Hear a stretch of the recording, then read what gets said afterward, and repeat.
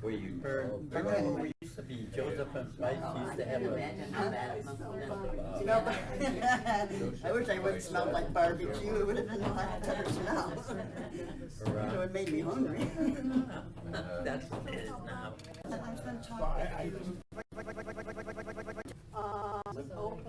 Did you? Yeah, we did in that neighborhood too. We lived on West Boulevard. I didn't eat.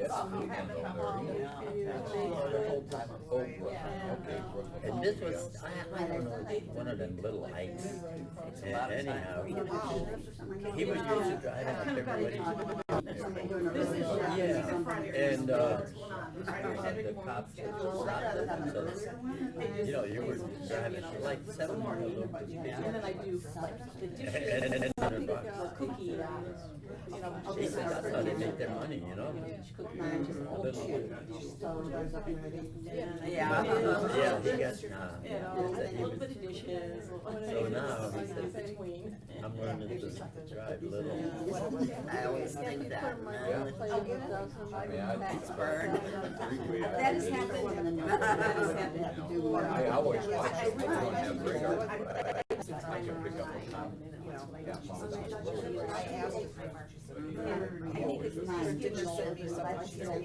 Somebody can release, you know. Yours is our hybrid. Never It started. started, and it's like, okay, I think it was about. Yeah. Yeah. That's what I thought. Yeah. Go to I'm debating whether I should get Okay, bring your cookies and your coffee and let's get started. or the hybrid. Do I have to get ready? But it's only cheap enough. As far as, Why wait till downturn? no, I go to my wellness checklist. Okay, let's go, gang. But, no, I don't think I got anything yet. Did you? Every year or two, who knows? See how busy it is. It's gonna change, let's see. Let's go. Do you have a lot of them? Yeah, I have that like October, so I have to find out. Bring your I haven't stuff. gone to the doctor yet. It might be, but why should I worry about picking up something? That would make sense. Yeah. This is my last survival. I know. You know, so why worry about? Why worry about? Come on.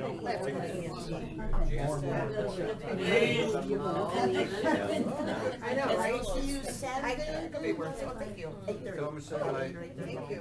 Okay, we'll do. Save some for somebody else. It's upside down. Why would I do that? Yeah. Well, I think I just picked it up. No, it's upside down in there. Hi Heidi, how are you? Let's go. I just sent you that because. Time to start. It was, legit. So. I'm not sure. I was telling Elsie, I'm not sure because. This Bible study is not sponsored in whole or in part by either a I think there's 2 there, maybe even 3, I don't know. To dare. To dare or not to dare? I don't know, sit over there where, Here? yeah, anywhere over there. Anywhere you want. Yeah, we don't have to worry about not getting a seat.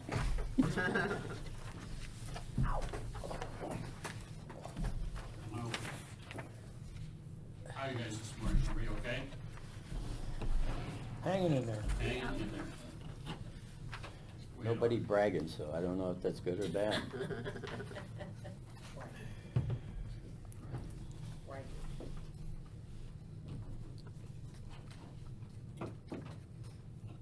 Well, this week is gonna be, next couple weeks are gonna be wild and crazy for us, so.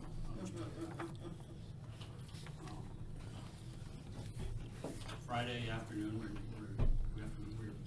planning to go to Columbus, to be involved in a wedding there Friday afternoon.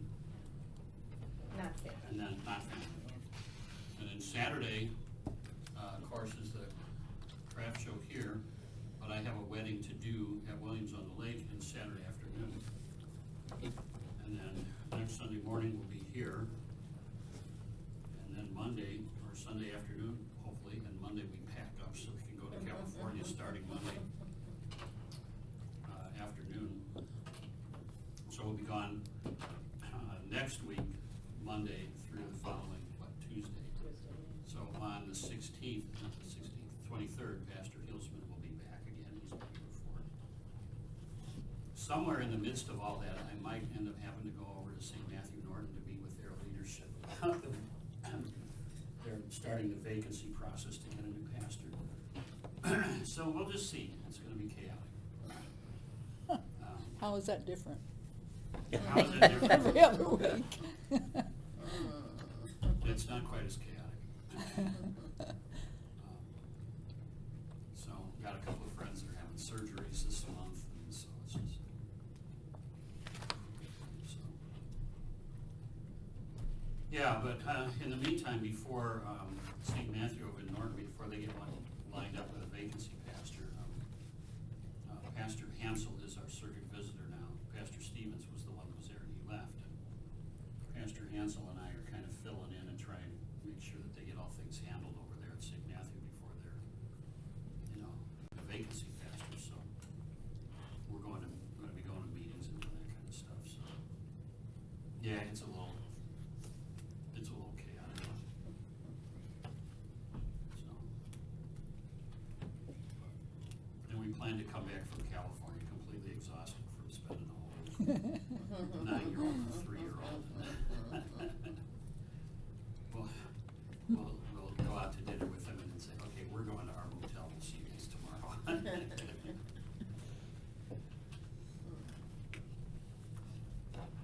All right. So this morning, I've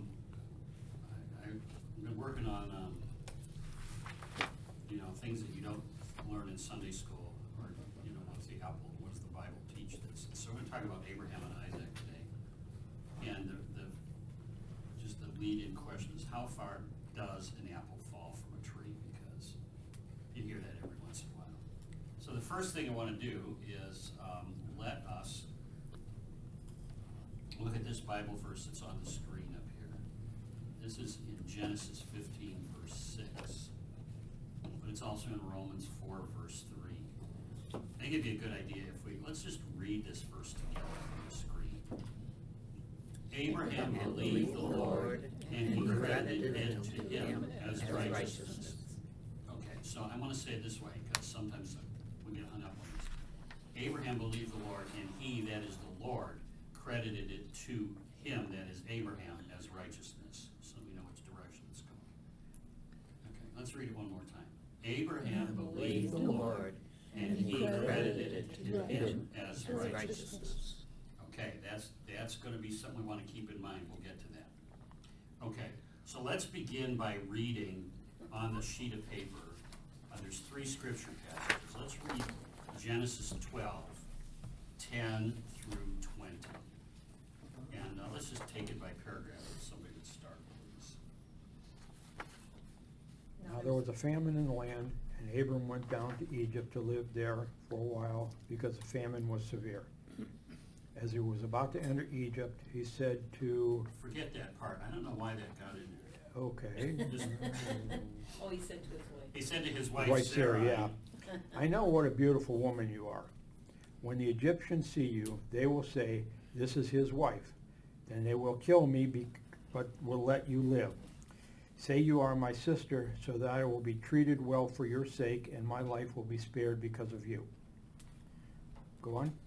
Yeah. Okay. Please. When Abram came to Egypt, the Egyptians saw that Sarai was a very beautiful woman. And when Pharaoh's officials saw her, they praised her to Pharaoh, and she was taken into her palace. He treated Abram well for his sake, and Abram acquired sheep and cattle, male and female donkeys, male and female servants, and camels. But the Lord inflicted serious diseases on Pharaoh and his household because of Abram's wife Sarai. So Pharaoh summons Abram. What have you done to me? He said. Why didn't you tell me she was your wife? Why did you say she is my sister? So I took her to be my wife. Now then, here is your wife. Take her and go. Then Pharaoh gave orders about Abram to his men, and they sent him on his way with his wife and everything they had. Okay, thank you very much. Let's do this also. Let's read the first 2 verses of Genesis 20. Now Abraham moved into the region of the Negev and lived between Kadesh and Shur. For a while he stayed at Gerar, and then Abraham said to his wife Sarah, "She is my sister." Then Abimelech, king of Gerar, sent for Sarah and took her. Okay, thank you very much. Let's just pause there because there's a couple of questions to ask. I have little notes in the boxes there, and somehow the note that was supposed to be deleted got into the text instead of the box. Anyway, so the box at the top one, Genesis 12:10, says, Abram was 75 years old or more at this time when he went down to Egypt. And Sarai was 65 or more years old. She was 10 years younger than Abram. By the time Genesis 20 comes around, Abraham, just from what it says in other chapters, Abraham, whose name had been changed at that time, was more than 99 years old when they went to the Negev. So that would have made Sarah more than 89 years old. So there's a couple questions to ask here. This was a question that Bev asked me the other day, innocently. In those days, were the years the same length they are now? So that these people, these 99-year-old, 89-year-old people, are moving around like this. Okay. Although at the same time, the question that my thing that actually prompted this question from Bev was, so in Genesis 20, they get to the land of the Philistines, and Abimelech, the king of the Philistines, looks at Sarah and decides he wants to take her into his harem. Okay? And I've always thought, for an 89-year-old, or for an 89-plus-year-old woman, she must have looked pretty hot. So either the Philistine women were really ugly, or they had something like Avon and CoverGirl in those days. I'm not sure which, because both Pharaoh and Abimelech wanted Sarah in their harems. But Bev's question was, in those days, were the years the same as they are now?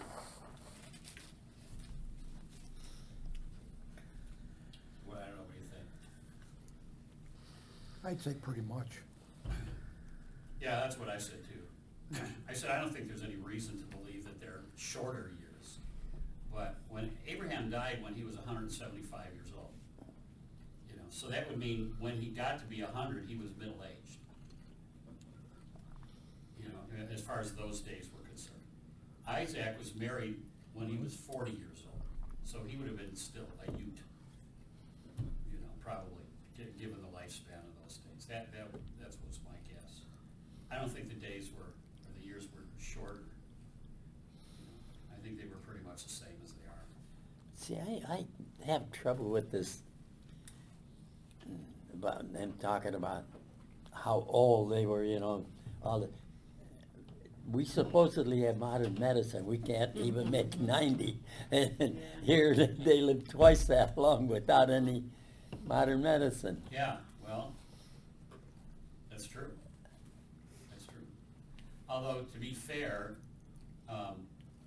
the times when they lived for many hundreds of years came to an end at the flood. Once the flood happened, Methuselah lived 969 years, Enoch lived 300 years, Adam lived 900 years. Those days came to an end with the flood.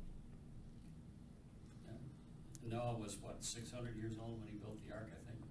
And he was the last one to be that old. After that, the human lifespan just decreased drastically.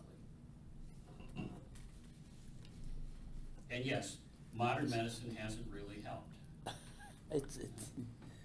Modern medicine just keeps us alive, just so they can make money. Well, that may or may not be true, There's another one that believes that. I just heard that the other day. Somebody told me, I'm not going to doctor. I'll let him want my money. Yeah. Well, I mean, you look at, well. no. Yeah, that's beyond what we're gonna talk about today, Yep, I'm so not gonna get involved. we'll save that for another discussion. Why the Yeah, lifespan just but continues to that's why I have trouble believing that these were years like we have today. Well, they did a lot of walking. Yep. Well, I was gonna say, they did a lot of walking. They did a lot of hard work. A lot of hard work, and they ate the Mediterranean diet. Yeah. Yeah. They drank a lot of wine. Yeah. And Yeah. ate a lot of fish, so. You think they would have been wore out by the time they were, Yeah, but things were different those days. Things were different.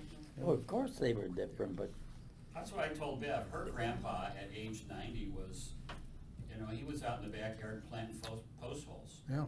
at age 90, and he was wiry and strong, and, you know, Moses lived to, Bible says Moses lived to 120 years old, and the King James says, his eye was not dim nor his natural force abated, whatever that means. Okay, so he didn't even have cataracts, He probably. did have cataracts and. Yeah, Different world. different.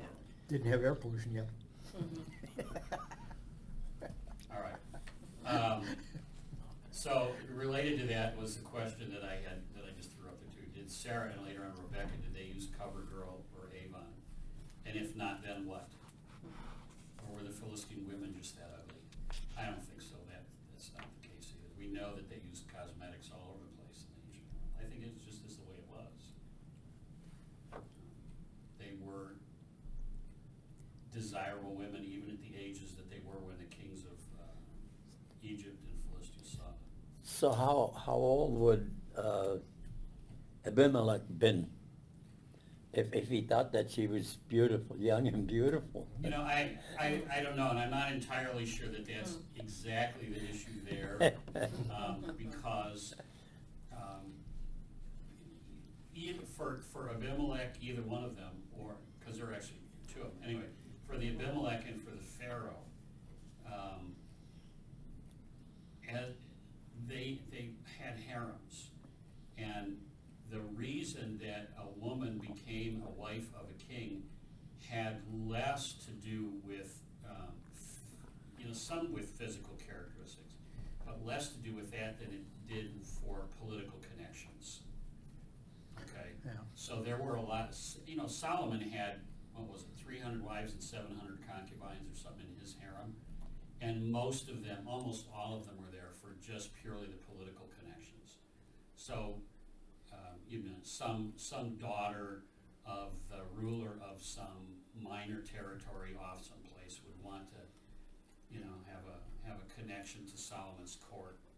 And Solomon said, well, you know, then send me your daughter and I'll make her my wife. And then, you know, it's part of an exchange. In exchange for, Solomon would send his army to defend, you know, that territory.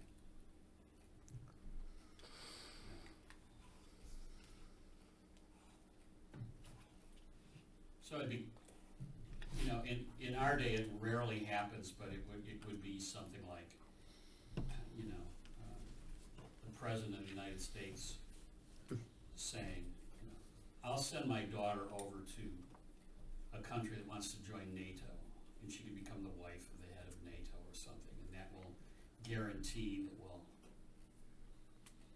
defend your country. So that was probably why a lot of the women became members of the harem, just for the political connections. Some of the harems got to be quite large, like Solomon's did. David apparently only had 4 or 5 wives, and that was more than he could handle. So anyway, it probably has less to do with how physically desirable they are, but they realized probably that Abraham already was a very wealthy guy. But here's the issue. What did Abraham, or Abram in those, as he was known then, what did he actually do? When they got to Egypt, what did he do?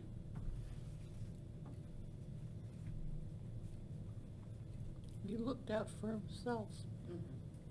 He looked out for himself. How did he do it? by telling his wife she needs to be his sister. Yeah. Tell everybody you're my sister, and then Pharaoh won't kill me. Right. Because Pharaoh could have easily done that. I'll just kill the guy and take his wife, and then that way I inherit all his property. Yeah. But he was, yes, you're right, exactly. You picked it right away. He was just looking out for himself. Okay, so let's think about for a little bit here, what would have been, it doesn't go into detail here, because it, Sarai is very much, if this were a play, she would be a really minor character in a play or movie, okay, which is unfortunate for her, but, what do you think the effects of Abram's actions would have been on Sarah? What are the effects that we know about? She had to go and be his wife.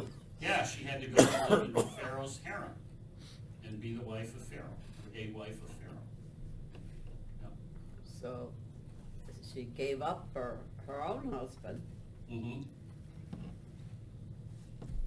She had to give up her own husband. Her even whole if- life. She and gave up her whole life, really. Right, her whole life. Everything that she had and knew. In order to protect him. Mm-hmm.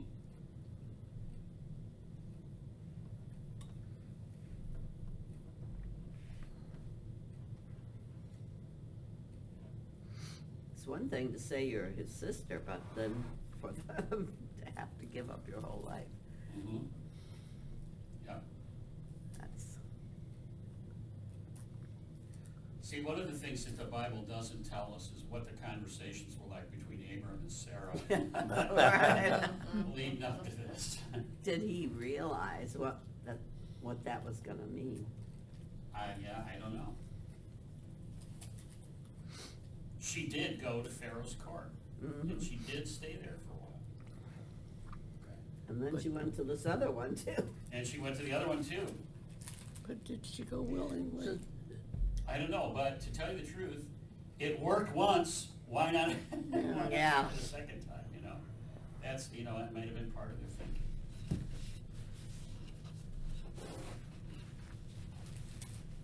Yeah, I think these days there would have been a lot more discussion about this.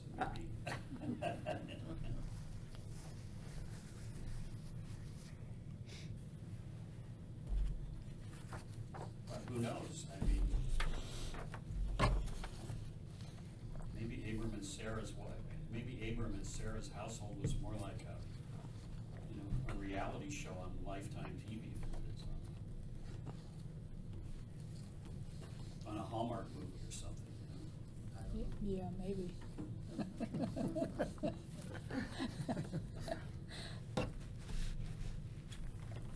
All right, what hints do you get from this section? What are the effects of Abram's actions on Pharaoh? What happened to the Egyptians when? all of Screwed this- them over. Well, yeah. How?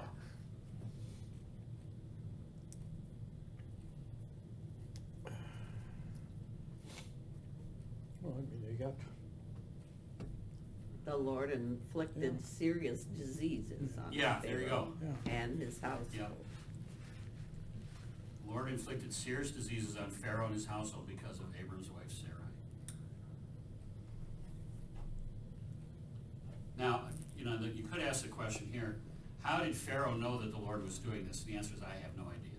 At Yeah. the time of Moses went and said, the Lord is gonna put plagues on you. So Pharaoh knew Yeah. where they were coming from. How he knew that God was doing this, I don't know, but they figured out somehow that these diseases were coming from Pharaoh.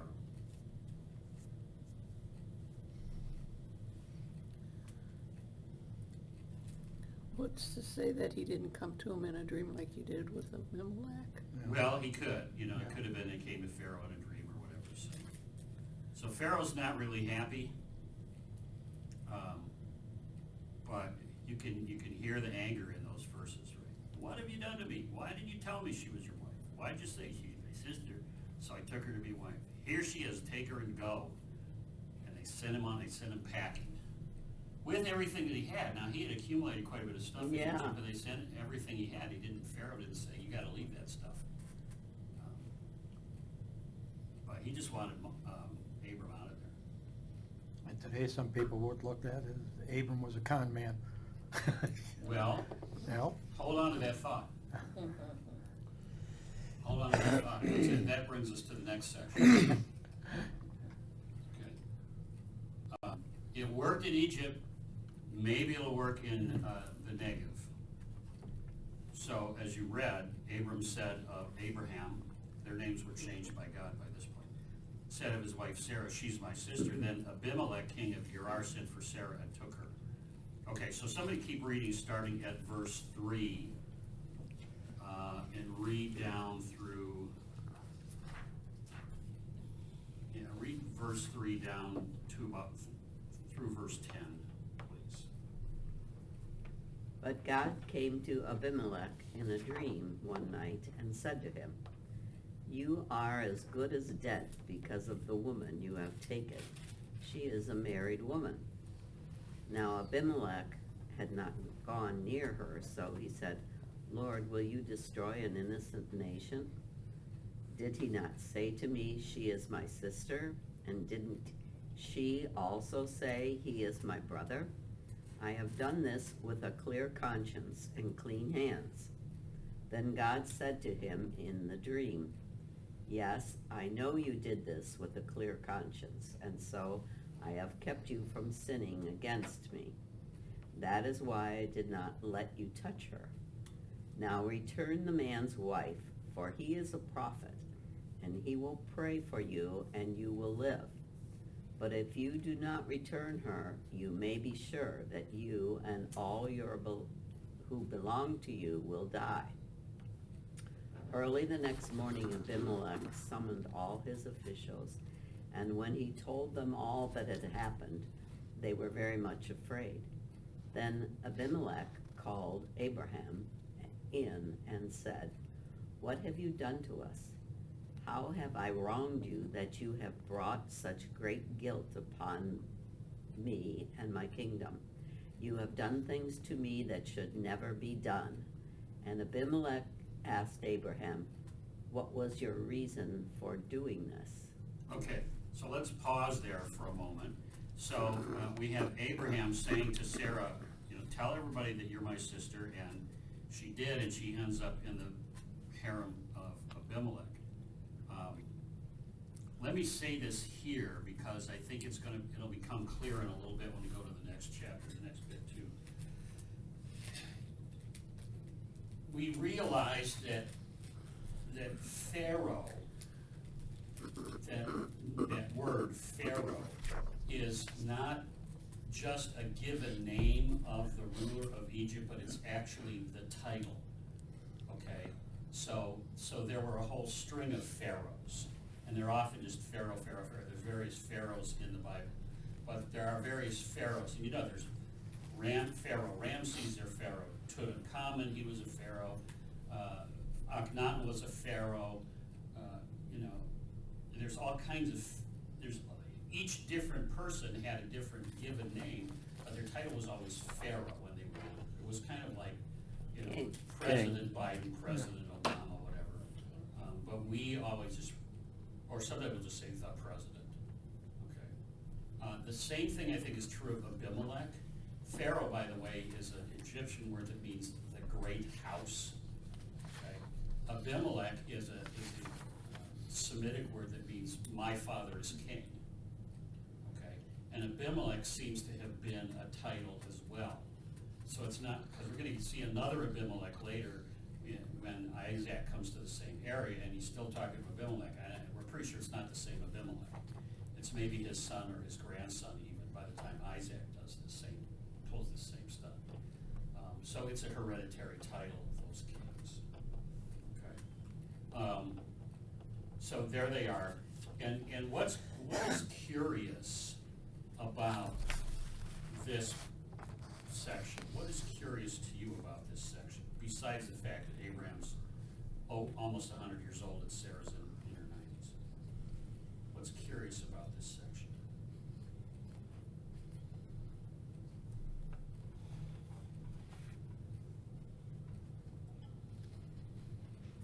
why did God prevent him from going near her, but not Abram? Okay, that's a good question. Why did God prevent Abimelech but not Pharaoh? Yeah. I don't know. I don't know.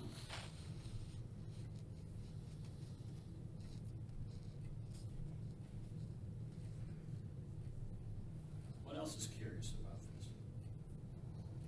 God's given him a choice of what to do. God's given who a choice of? Abimelech, the Abimelech. choice. You do this way or you do it that way. Yeah, you do it this way or you lose, yeah. Yeah.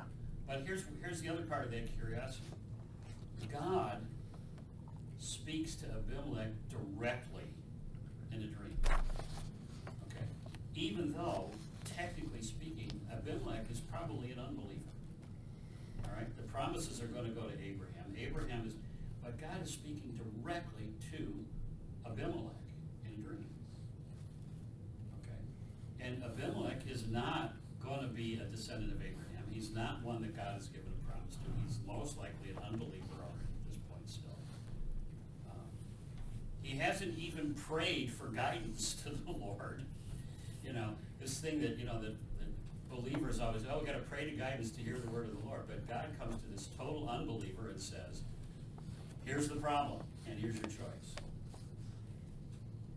So I think it's possible to say, yeah, God even sometimes will talk to unbelievers, believe it or not.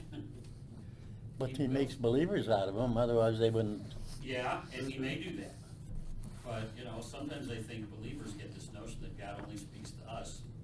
He doesn't speak to unbelievers. And it's like, I'm not so sure about that. At least in the Bible, there are a couple of times when he actually speaks to unbelievers. And you wonder why this whole thing even happened. If God was going to intervene and get her out of this, why did he even let her get into it?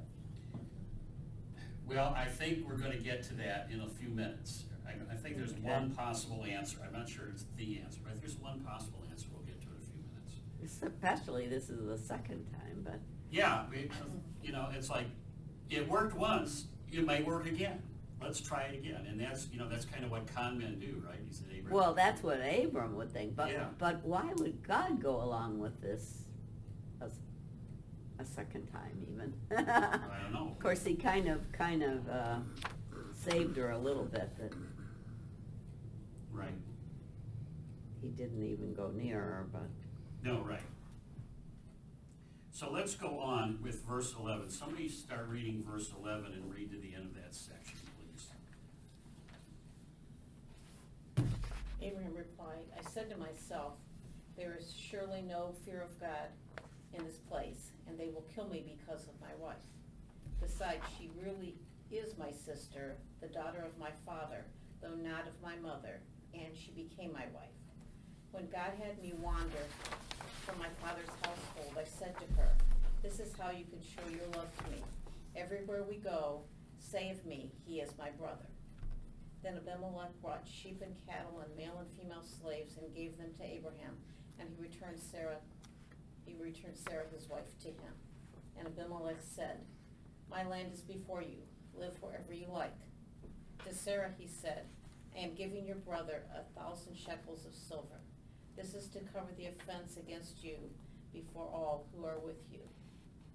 You are completely vindicated. Then Abraham prayed to God, and God healed Abimelech, his wife, his female servants, so that they could have children again. For the Lord had kept all the women in Abimelech's household from conceiving because of Abraham's wife Sarah. Okay, thank you. How about that? Things were totally different back then. Oh, yeah. Oh, yeah.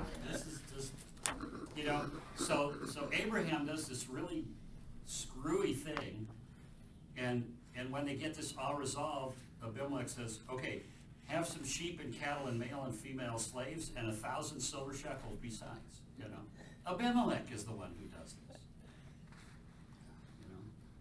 and he's the one that, he and Sarah were the ones that were offended. See, so God must have made a believer out of it. I don't know. I mean, must he be believed something. that he had to do this or something. It just doesn't seem to. Well, he realized someone had more power than he did anyway. Yeah. And it kept him out of trouble. So, Yeah. so here's the deal. So Abraham, you know, when he's caught up the second time on this, he says, yeah, I told you she was my sister, but that wasn't a lie. She's actually is my half-sister, you know. But that's, you know, but that's still only half a truth, you know. Yeah. So,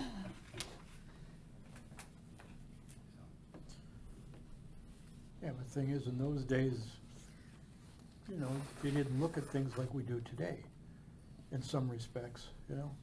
I mean, you can't really say, okay, this is the way it is because of what we think. We have no idea what life was really like, or the understanding that people had I in get those that. days, I get you that. know? You know? I get that. But, you know, look at the line at the top of that page, it's the verse 13 line, you know. So here's a guy and his wife, and they're coming into a foreign country, and the guy says to his wife, take off your wedding ring and tell everybody you're my sister. Yeah. Okay. And that's how you can show your love to me, by Yeah. lying, you know. Yeah. Or not telling the complete truth. Put your wedding ring away and tell everybody you're my sister. And we'll get through this. Well, the first time there was a famine. Yeah. Yep. A little more of a reason for it. Yeah. No, this sounds more like, I mean, this has the feel more like of a couple on the run from the cops or something. Yeah. That's right. Yeah, like I said, the con man status, Yeah. you know, and it worked out every time for them. Yeah. Yeah, I would have looked at my husband and said, what? Yeah. You want me to do what? Yeah. And I'm not gonna ask you if you would still have done it. Yeah, I don't know. That would have been very hard. So, although it says, talk about, this question is talk about the effects of Abraham's actions on Sarah. What did, you know? Yeah, she would have looked at her husband, she would have wondered, And you love me? yeah, and you love me?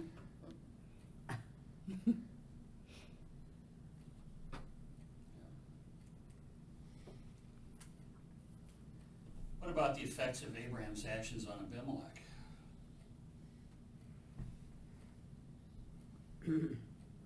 Yeah. Yeah. Well, what he did with Pharaoh worked the same way with Abimelech. He got everything, you know, still got everything handed to him. He got everything handed back to him, but yeah, and the effects on Abimelech was all of a sudden, all the women in the palace are barren. Yeah. Like, what's up with that? You know, these innocent women of all social ranks, all of a sudden, none of them are able to conceive.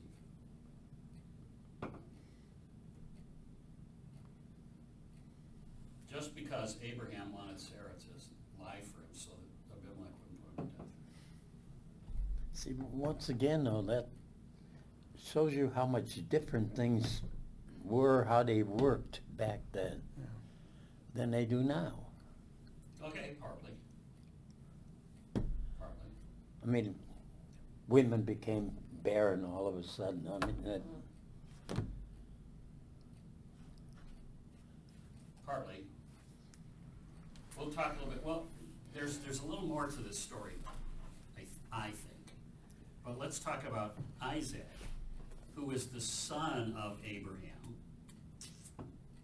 who also went, Genesis 26 says, in a time of famine, Isaac went to Abimelech, king of the Philistines in Gerar. Okay. And so here's what happened to Isaac. So somebody start reading at verse 2, please, in that part. The Lord appeared to Isaac and said, "Do not go down to Egypt. Live in the land where I tell you to live. Stay in this land for a while, and I will be with you and will bless you.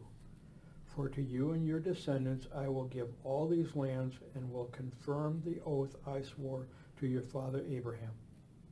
I will make you descendants as numerous as the stars in the sky, and will give them all these lands, and through your offerings all nations on the earth will be blessed. Because Abraham obeyed me and did everything I required of him, keeping my commands, my decrees, and my instructions, so Isaac stayed in Gerar. When the man of that place asked him about his wife, he said, "She is my sister," because he was not afraid to say, "She is my wife." He thought, "The men of this place might kill me on account of Rebekah, because she is beautiful." When Isaac had been there a long time, Abimelech, king of the Philistines, looked down from a window and saw Isaac caressing his wife Rebekah. So Abimelech summoned Isaac and said, "She is really your wife. Why did you say she is my sister?" Isaac answered him, "Because I thought I might lose my life on account of her." Okay, so let's pause right there. So you see, this is what happens when you start smooching your wife in public, you get in trouble. Okay? And they looked through a window. Yeah, especially if you lied about it to begin with, you know. "Oh, she's not my wife, she's my sister." You're smooching your sister in public. Hey. What is wrong with you? Dad told me I could get away with it. Yeah. I thought I might lose my life on account of it. All right, verse 10. Somebody continue at verse 10 and the rest. Then Abimelech said, "What is this? What is this you have done to us? One of the men might well have slept with your wife, and you would have brought guilt upon us." So Abimelech gave orders to all the people, "Anyone who harms this man or his wife shall surely be put to death." Isaac planted crops in that land, and the same year reaped 100-fold, because the Lord blessed him. The man became rich, and his wealth continued to grow until he became very wealthy. He had so many flocks and herds and servants that the Philistines envied him, so all the wells that his father's servants had dug in the time of his father Abraham, the Philistines stopped up, filling them with earth. Then Abimelech said to Isaac, "Move away from us. You have become too powerful for us." So Isaac moved away from there and encamped in the valley of Gerar, where he settled. Okay, thanks. So what was the result? I'm going to skip a couple slides ahead. So what was the result of both Abraham's con and Isaac's con? What were the results of Abraham's cons and Isaac's con? They got lots of They both got rewarded. They both got rich. stuff, yeah. Yeah, they both got rich off of both of these. Their life was spared. Their lives were spared. They got rich. They got so rich that the locals were like, they were jealous. And ultimately, after this part, Isaac and Abimelech came to, developed a treaty that said, we'll just stop pestering each other, basically. But yeah, as a result of all of these cons, they all got rich. I mean, it was Abraham and Isaac. So does that mean lie is good? Well, Yeah. That's a good question. That's a good question. Well, unless God set it up this way for things to fall into place. Yeah, I mean, is that the way we would like to think that God works? That God encourages us to be shifty And sometimes you don't know what you got to do this to get to here.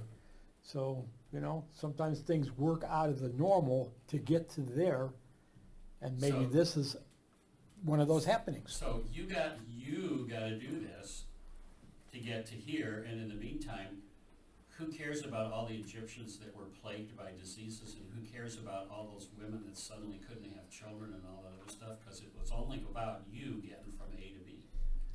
Well, Yeah. like I said, sometimes things work in different ways.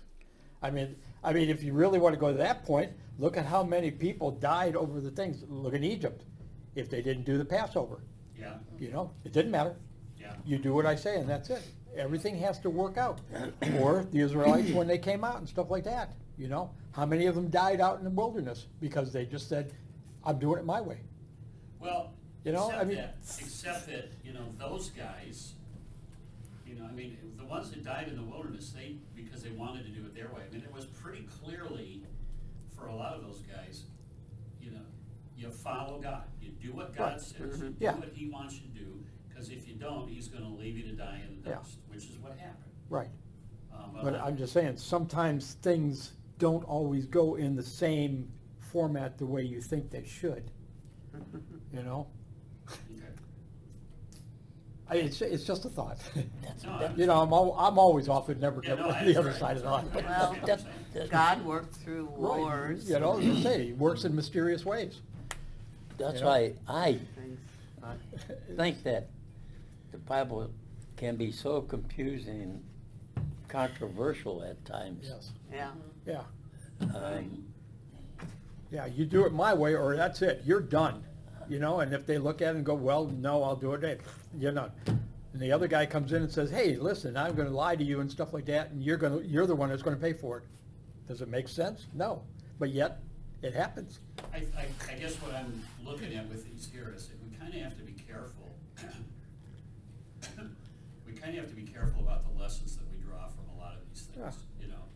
Like, it could be easy to say, hey, Abraham and Isaac were believers in God, and they got away with a couple of massive cons and came across smelling like roses, so, Yeah. you know, we should be able to do that. And it's like, I'm not sure that's the lesson we want to actually Well, draw from that. yeah. And sometimes you just gotta look at it, what it says, that's it. Yeah, You know, you don't run your life around exactly what it's telling you. right. You know, you say, this happened, okay, that's it, okay, it happened, you know. Let's move on a little bit. What was it that God did to the Egyptians and the Philistines, and why?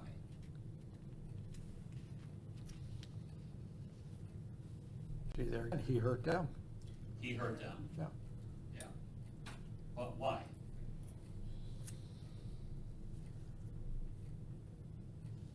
Maybe it's just to show other people what could happen, Mm-hmm. Yeah, probably. you know, Wake up call. yeah. Pay attention, you guys. It doesn't say that he actually killed thousands of Egyptians or Philistines. It just says fearsome diseases and barrenness and, you know. And they didn't even get that far when Isaac was there, because he, you know, she said Rebekah's his sister, and Abimelech didn't even think about bringing her to the harem. Yeah.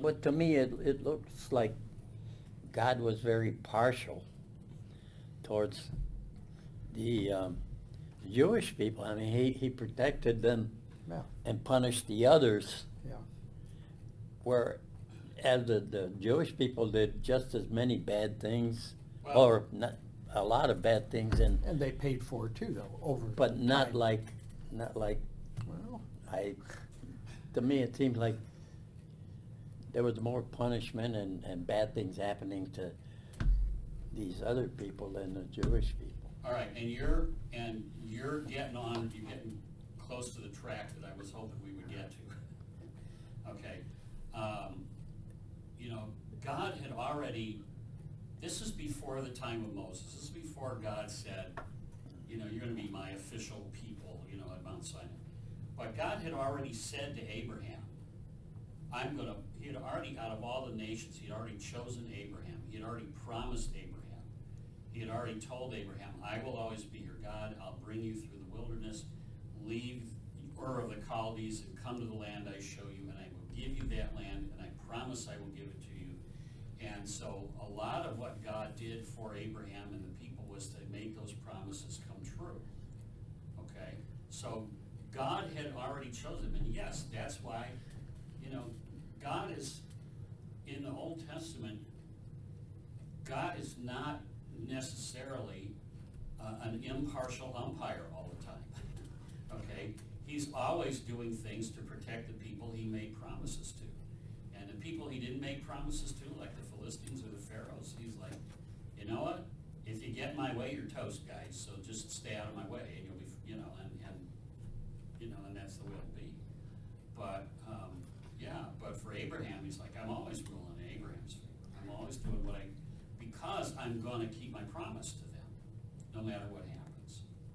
See, I also referenced, like you're saying, to this here is like basically this was the start of it all. Mhm. If Abraham wasn't given this and given that or something like that, would it have all mushroomed out the way it was supposed to? Yeah, and that I You don't know, know. and that's the, you know. Abraham was already fairly wealthy. Right, but still, it's like, Yeah. you know, Mhm. it's just the start of it. Here, this is gonna, this little thing here will work to this. This Mhm. little thing will work to this. Mhm. You know, and now all of a sudden it just basically goes out. But if it hadn't started like this, Mhm. you know, Mhm. so, Yeah. and that's sometimes the way I read this stuff, is that everything was meant to happen in a certain way for a specific reason. You know, it might have taken years and years for everything to develop, but if it Right. hadn't happened that particular way, it Right. might not have developed, Okay. you know? Okay. Let's go back to the verse that we read together earlier on from Genesis 15 and Romans. Let's read that one more time. Abraham believed the Lord, and he credited it to Abraham as righteousness. So let me ask this question. Which commandments are these stories about, if any? You know, we get the 10 Commandments. Which commandments, if any, are these stories about? Thou shalt honor thy Lord thy God. Honor the Lord thy God. Okay, not too bad, the first commandment. Okay. Thou shalt not bear false witness. Shall not bear false witness. Okay. I struggle, I kind of struggle sometimes to say, man, what commandments are we talking about here?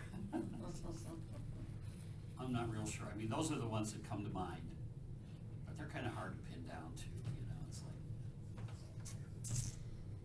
you know, Abraham is honoring the Lord his God by saying to Sarah, you know, couldn't Abraham have just said, you know, let's tell the truth and God will take care of us instead of Yeah. hedging our bets, you know?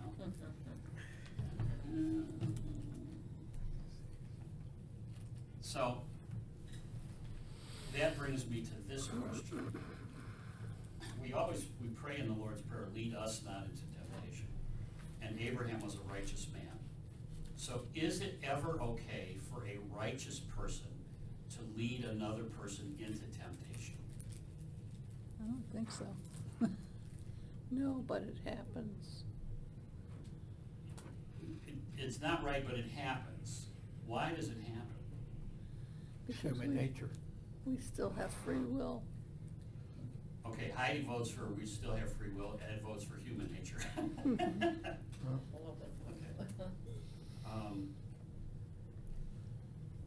You know, if a person is deliberately putting another person into the path of temptation, but the first person claims to be righteous, I mean, is it all right for a person who is righteous to deliberately put another person in the path of temptation?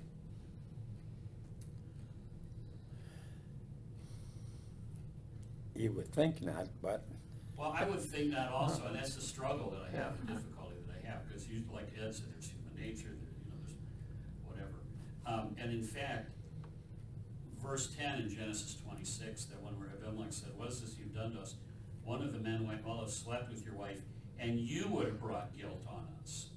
Okay? Not the man that slept with your wife, but you, because you put us in this position. So the responsibility would have been Abraham's. Okay, because he put those people in it. So, you know, I keep thinking of the days, okay, those of us who have had siblings growing up, I'm thinking of the days when, you know, with your siblings, you get in trouble and your parents start to come down on you, and what do you immediately say? He did it. He started it. Right? It wasn't my fault, he started. Well, you know, I guess that's a thing that I kind of struggle with all these stories. Is it right for a righteous person to lead another person into temptation? And I agree with Elsie, I don't think it is. Yeah, it happens, But what does that say about that righteous person and their righteousness if they're leading someone else into temptation? So they're not as righteous as you think they Yeah, are. right. Yeah, but in some respects also, again, referring to this time and everything, there's no references at all to the devil, Right. you know, Right, pushing people to do things. right. You know, I mean, there's no reference at all to any of that stuff, or to people or something like that, but you know it's always there. What, Not in this part. Not- I mean, but- there's Yeah, parts where. yeah. but they may be righteous, but that doesn't mean they're perfect. No, Why does being righteous not mean they're perfect? Good question. there's no such thing as perfection in it. Righteous is when you're trying to do the right thing. Ooh, you just went off the rail. But maybe you don't always. In Abraham's case, what's the difference between being righteous and being perfect? Where does the righteousness come from in Abraham's case?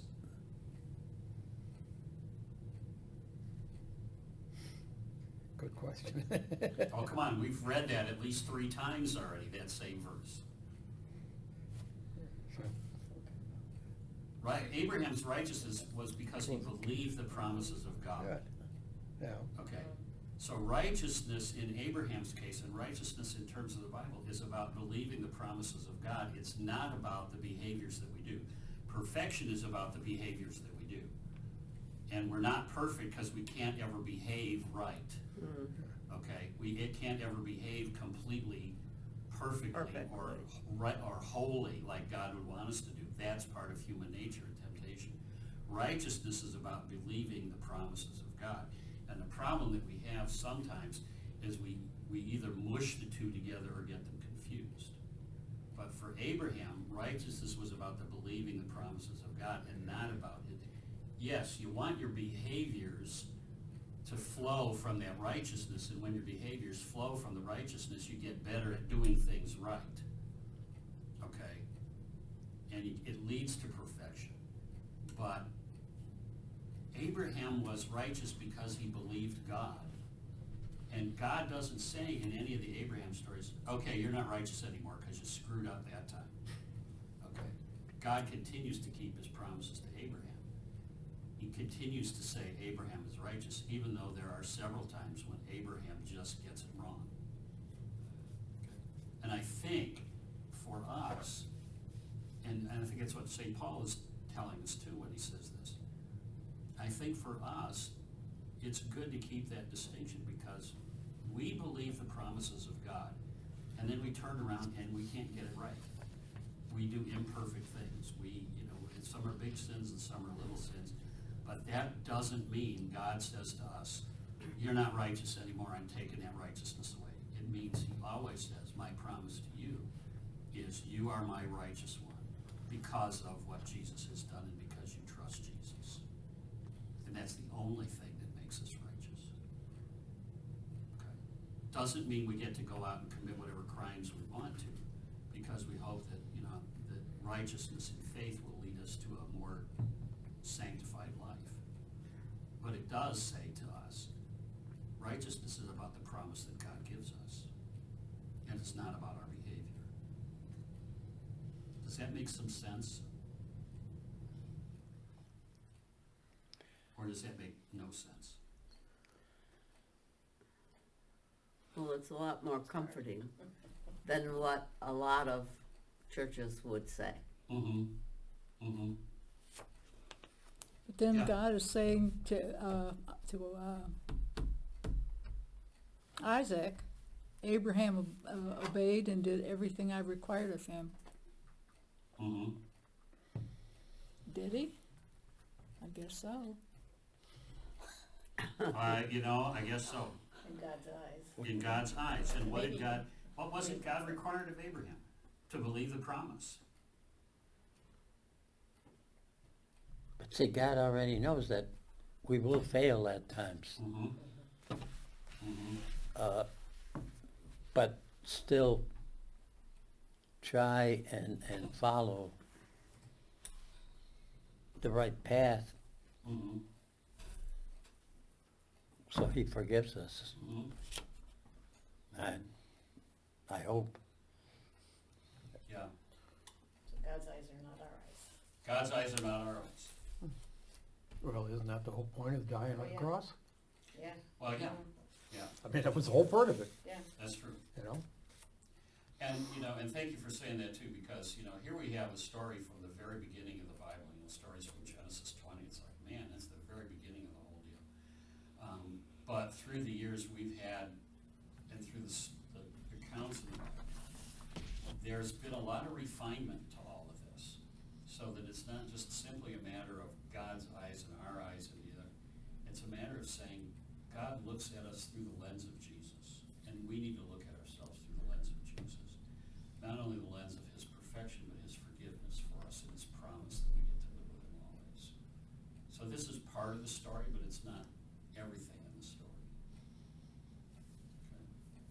So, yeah, no, just because Abraham got away with his cons doesn't mean we're allowed to do that. We would hope that the life of Jesus and the suffering of Jesus and the death of Jesus and the promise of Jesus would motivate us to imitate Jesus more than Abraham. Well, I'm sure there's tons of things that happened in those days that, you know, that God had dealings with, but are just not written down. No, I You know. know? I know.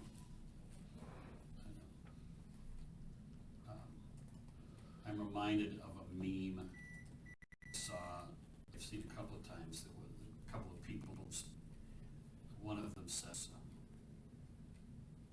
it's like an old-fashioned preacher with a long beard. He says, I never sleep because Satan never sleeps. And then his wife is sitting next to him, and she says, I think you need to get a different role model. So I think we have to be careful about saying, oh, my role model is Abraham. Yeah, you need a different role model. All right, let's pray. Thank you, guys.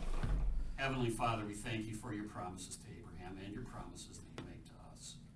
Continue to bless us and watch over us in all that we do, so that we may take our cues from Jesus, who gave his life for us so that we might have eternal life, and from Abraham, who believed your promises. But in those things, bless us. In Jesus' name, amen. All righty, thank you, everybody.